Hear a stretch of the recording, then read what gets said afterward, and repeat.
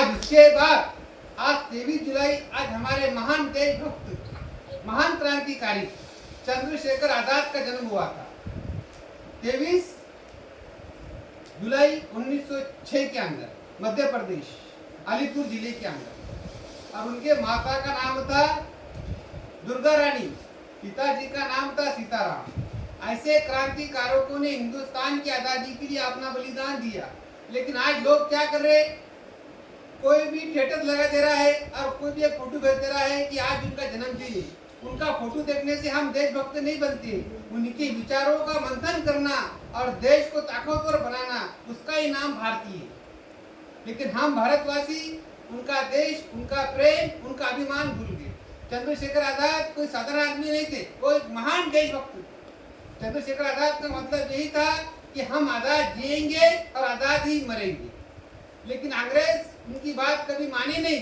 तो चंद्रशेखर की मुलाकात राजगुरु, सुखदेव और भगत सिंह से हो गई थी और अशफाकुल्लाह खान से हो गई थी। तो चंद्रशेखर आजाद और अरविंद घोष, सचिंद्रनाथ सन्याल और चंद्रशेखर आजाद ने एक रिपब्लिकन बनाया था, हिंदुस्तान एसोसिएशन रिपब्लिकन। उसका मतलब होता है कि भारत के अंदर समाजवाद आए, क्योंकि भारत का हर एक क्रांतिकारक यही चाहता था कि जो रशिया के अंदर जो क्रांति हुई थी वही क्रांति हमारे भारत में आए और हमारा भारत भी समाजवाद पर चले। इस देश का किसान, इस देश का मजदूर एक ताकतवर बने और हमारा देश भी एक सुपर पावर बने।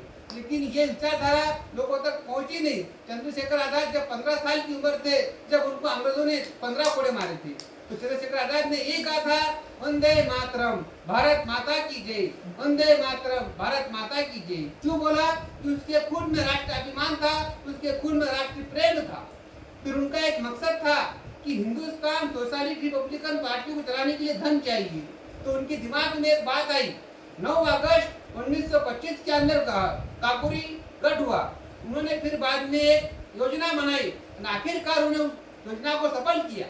और उसके बाद में अशफाकुल्लाह खान, राम प्रसाद बिस्मिल, ऐसे 4 क्रांतिकारों को फांसी होगी। और फांसी होने के बाद में कानपुर के अंदर भगत सिंह और चंद्रशेखर आजाद और सावरकर की मुलाकात होगी। फिर बाद में भगत सिंह और चंद्रशेखर आजाद बहुत क्रांतिकारी, बहुत ताकत से काम कर रहे थे। फिर अंग्रेजों को पता चल गया कि चंद्रशेखर आजाद ये हमें भारत में जीने नहीं देगा, इसको मारना, इसको पकड़ना बहुत जरूरी है। फिर अल्फ्रेड पार्क के अंदर चंद्रशेखर आजाद का पता चल गया और चंद्रशेखर आजाद के पास पुलिस आ गई। तो चंद्रशेखर आजाद ने बहुत सारे पुलिस कर्मचारियों को मारा और आखिरी में अपने आप को गोली मार दिया। 26 फरवरी 1931 को ऐसे महान क्रांतिकारक को मैं कोटि-कोटि नमन करता हूँ और मेरे 2 शब्दों को समाप्त करता हूँ। और उसके बाद में जब नेताजी सुभाष चंद्र बोस के रानी लक्ष्मीबाई रेजिमेंट के जो मुख्य अधिकारी थे, उसका नाम था लक्ष्मी सहगल। लक्ष्मी सहगल का जन्म हुआ था 24 अक्टूबर 1914 को।